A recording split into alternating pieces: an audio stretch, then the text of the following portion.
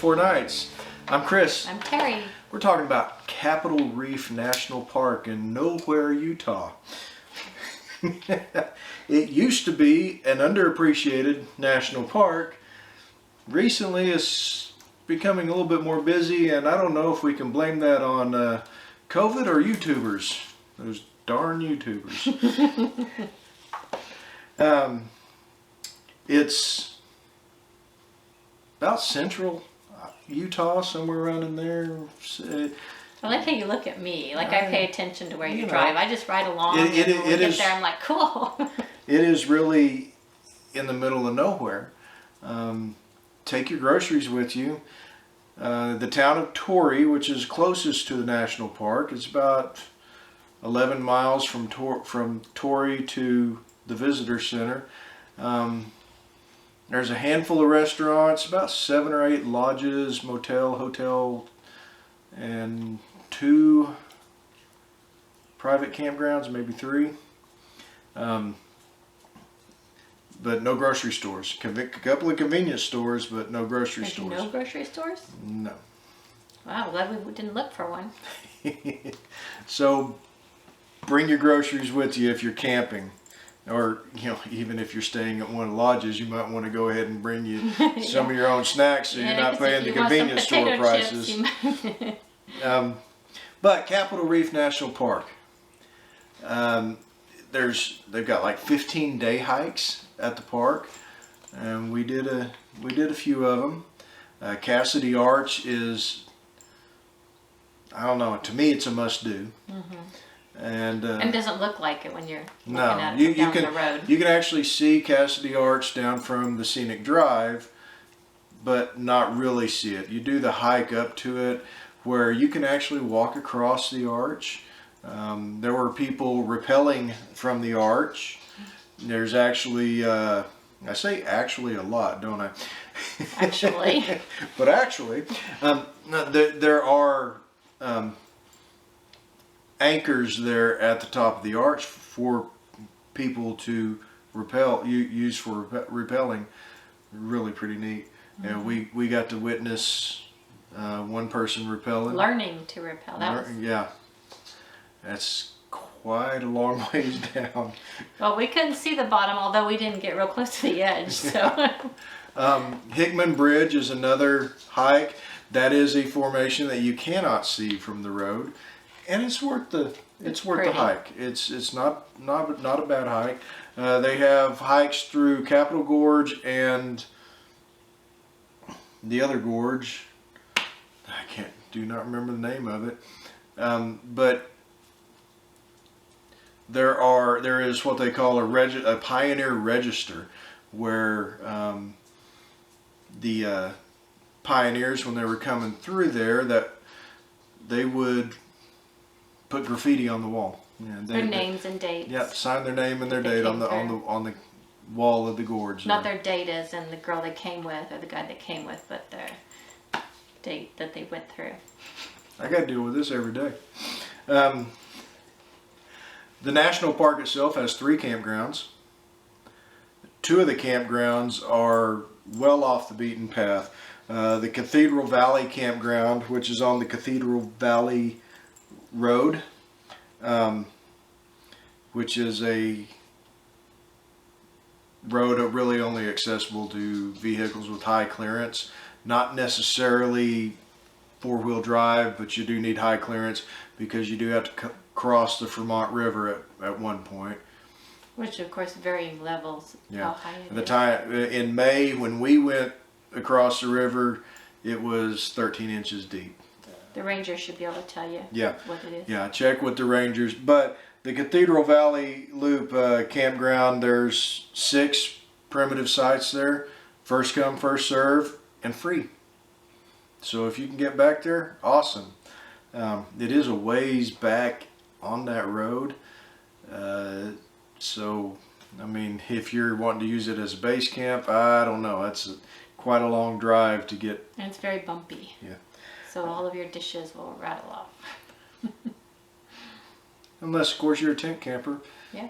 And then the Cedar Mesa Campground, which is down Bullfrog Nottingham Road, and it's got 5 primitive sites, and again, it's free. They recommend a high clearance vehicle, you know, during certain times of year, during certain weather, you kind of need it. But yeah, you can get back there with a truck camper, or, you know, tent camping, or even a small teardrop or a small off-road type camper. Get back in there and camp. And then the third one, this campground is beautiful. It really is. It's in Fruita, which is where the visitor center is and everything else is. You can walk to the visitor center in the park. They have 71 sites. As of a year or two ago, you can only, during, between March 1st and October 31st, they are reservation only. That's their busy season, and apparently the park has been gaining a lot of business the last couple of years, so they had to go reservation only because of the traffic tie-ups that, you know, were being caused by people waiting for a campsite to open up. 22 of these sites, and it is just a gorgeous campground. 22 of the sites are over, you can fit an RV that is longer than 40 foot on them. So at a national park. Yeah. What the heck? So you folks with the big rigs, this is a national park campground you can stay at. There's no hookups, but my gosh, it's a gorgeous campground. It really is. Only about 11 of the sites there are shorter than 30 foot long. So if you've got a mid-sized rig, 31, 35 foot long, chances are you can get a site there. Now, I did hear people saying that you have to reserve 6 months ahead of time, and that's when the reservations open, is 6 months ahead of the first date of your stay. So you've got to be on it to get it. Like I said, this park was once an underappreciated park, and I don't know that we can even call it that anymore. Mm-hmm. We were there in May, and the last week of May, and there were a lot of people there. Mm-hmm. Not as crowded as like a Yellowstone or Rocky Mountain National Park, or some of the others, but there were a lot of people there. Getting parking spots at some of the hiking locations early in the morning was not an easy thing to do. So. And that campground, it was very shady too. Oh yeah. So you're in a desert, and I mean, it feels good to be down there. I mean, very shady. It's down. It's got cliff walls on one side, on one side. Yeah, on kind of a hill on the back side. And then trees down in there. Yeah, it's in this fertile floodplain. It is really one of the prettiest national park campgrounds I've seen. And all the sites were paved, so it's well maintained. Yeah. Now, what about that other campground that was over by the lodge? Is that not actually in the national park?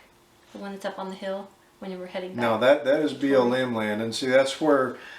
Oh, it is? It's not in the park? Yeah, the other camping options that you have out there. There's lots of BLM. Yeah. Over in Torrey, you've got 2 or 3 private campgrounds. Dixie National Forest is right there, so you've got National Forest campgrounds down Highway 12, gorgeous highway. Then there are scattered BLM campsites just on the edge of the park. Everywhere, absolutely. I don't think I've ever seen anywhere we've traveled that had that many. Just right off of Highway 24, you'd see 3 or 4 camper vans, parked in spots that were obvious campsites. Mm-hmm. So you have plenty of camping options if you can't get into the national park. I would shoot for the national park first thing. I really would. If you've got the means to, be unhooked for several days running.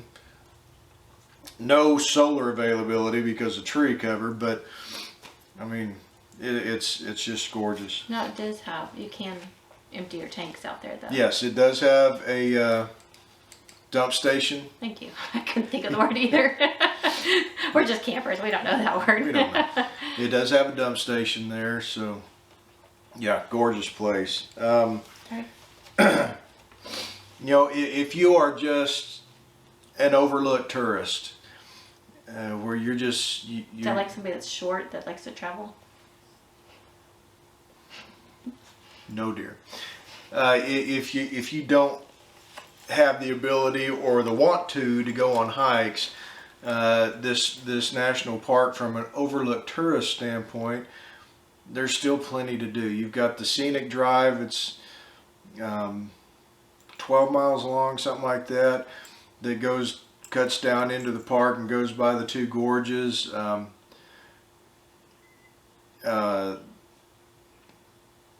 You got the petroglyphs, pull out for the petroglyphs, which is just like a very short walk over to the petroglyphs. The Gifford House. Yeah, the Gifford, yeah, Fruita, which was actually a town. That's where all the fruit trees come from, is the people that settled there, grew fruit trees, alfalfa, you know, raised sheep, just farmers that lived down there before, you know, there were mechanical means of motorized means of farming. And then on up to the 60s, they still lived there. So the Gifford House is just an old house where they sell homemade pies and cinnamon rolls and a few other odds and ends, you know, pickled okra and ice cream to go with the pies. Yeah. So, and oh yeah, pickled okra, pickled hard-boiled eggs, pickled anything you want. yeah, and you know, just a couple of little rooms, just kind of a miniature museum of the things from the farming days in Fruita. The pies are really good. So are the cinnamon rolls. And if you get there, you know, pretty soon after harvest or during harvest time, I imagine the pies are even better with that fresh fruit. So it is worth, you know, if you've watched any videos about Capitol Reef, you've heard about the pies, and you know, Terry and I go in there with okay, well, we'll try the pies because we're supposed to. They're good. Yeah. They really are good. They're very sweet. If you like tart and stuff, you may not like them as much, but they're sweet. And the cinnamon roll's sweet with, I think, cream cheese frosting or something. So. And there in Fruita, there's also the blacksmith shop, which is just kind of a the display of some of the equipment that they used. We went during COVID, so the Nature Center wasn't in operation, and the film at the Visitor Center, they weren't running it, which would have been really, really nice. The Visitor Center is very lacking. Yeah. Very nice people, and they're doing the best they can with the funding they have, but compared to other parks, it's very, very lacking. It was. We had a lot of questions that weren't answered. Yeah. You know,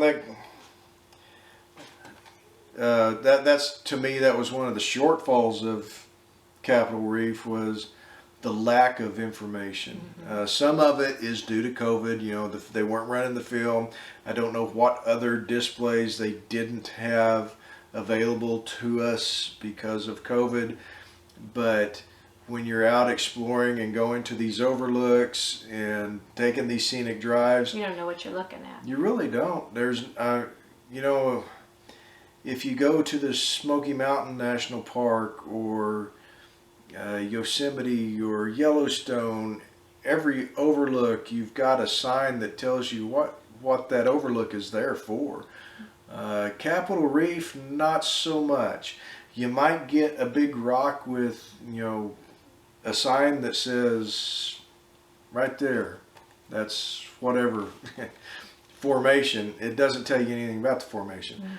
There are some signs out there, and extremely helpful when they are there, but there's a lack of information while you're exploring this park, and it is a very interesting park as far as the geology and the formation. Yeah, you really have questions. You're curious about what Yeah, you're looking so- at. Why is that color all of a sudden? Why is that, you know? And honestly, I learned most of the information about the park on the internet.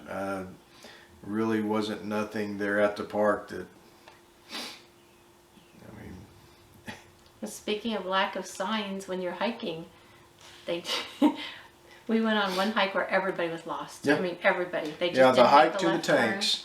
You hike down the gorge, and at the end of that hike is an extension that takes you to the tanks, which is just a couple of pools where water, you know, where they would get water when they were coming through.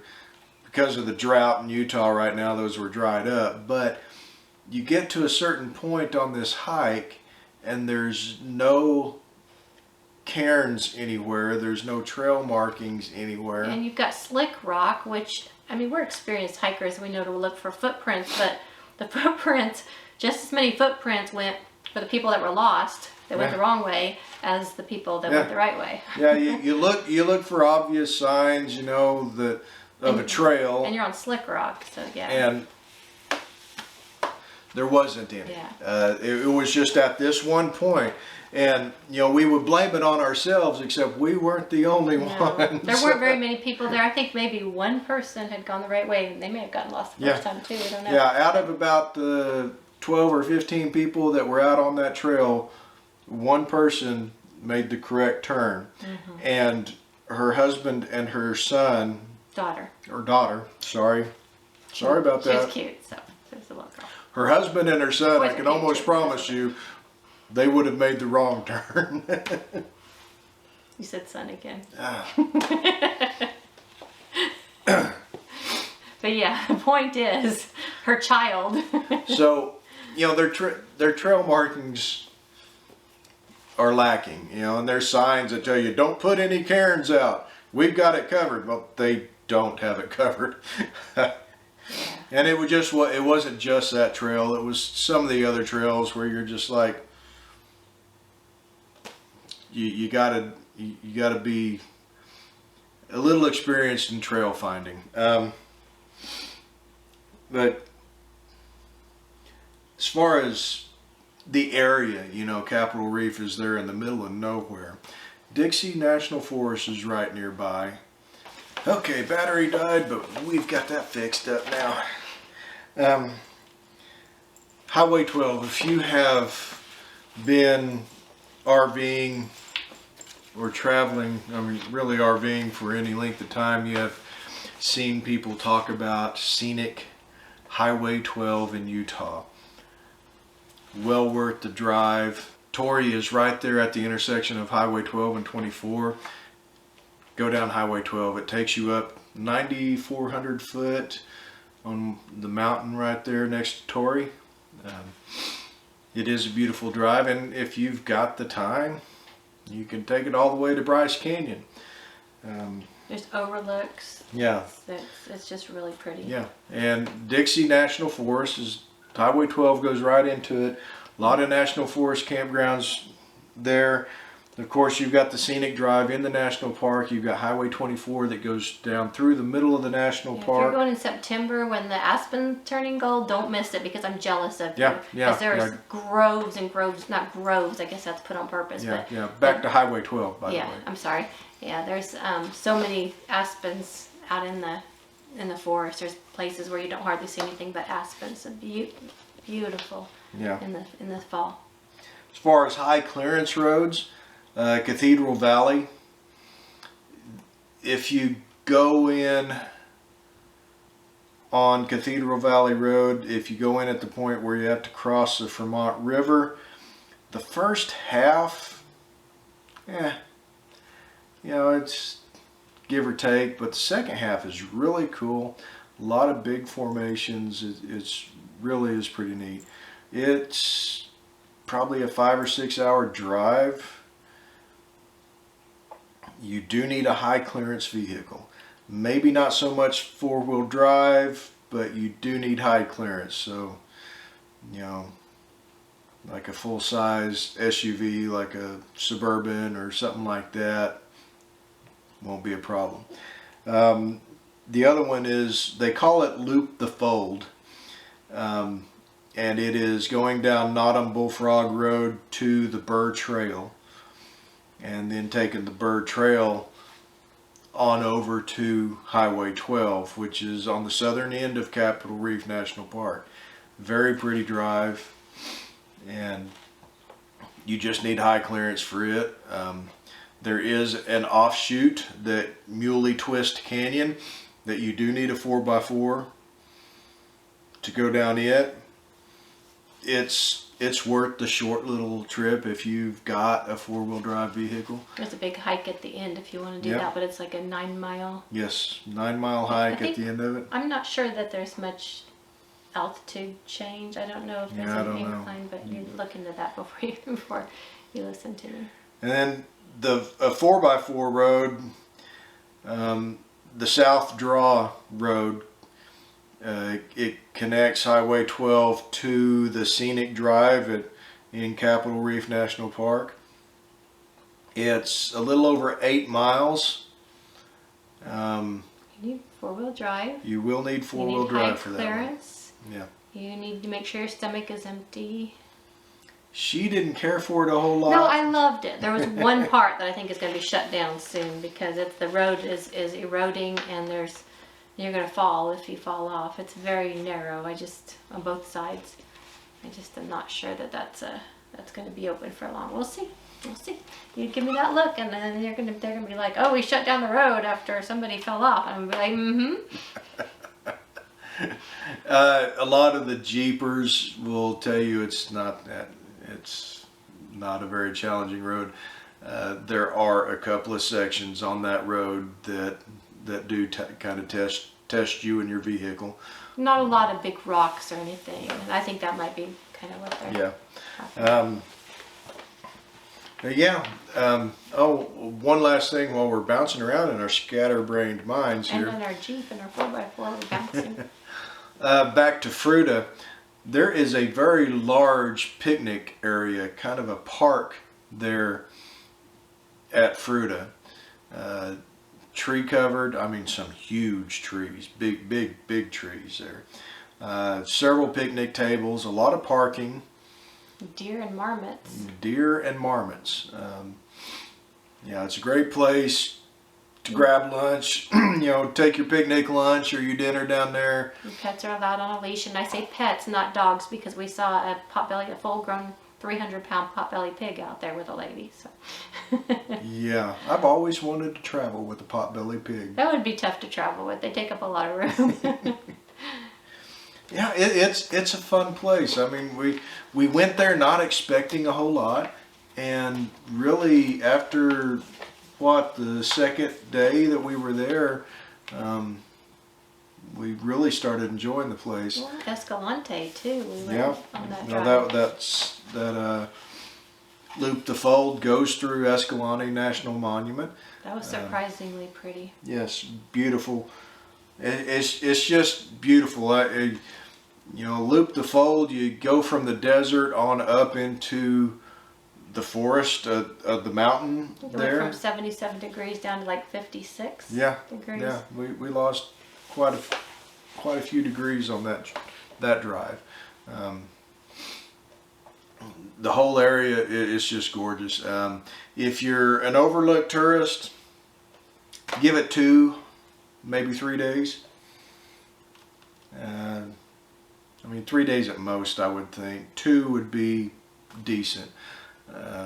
2 full days there just to drive around and check everything out. Take Highway 12, enjoy that.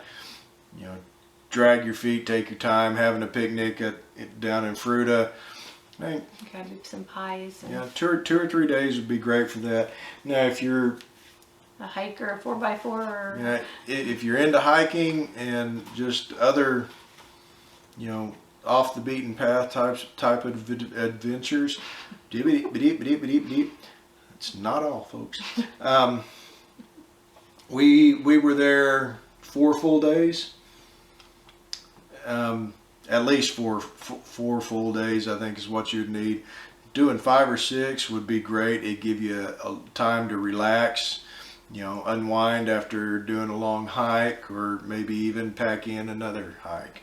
So we're pretty busy. I mean, when we did this, we get bored. We'd take a long hike, go back to the camper, eat lunch, and then we sit there and we said, let's go do something else. Yep, we'd go for another hike. Yeah. So, but anyway, that's it for Capitol Reef National Park. I hope this was helpful. We enjoyed it. I think you will enjoy it because I know you so well. You'll enjoy it. We'll catch y'all down the trail. See you later.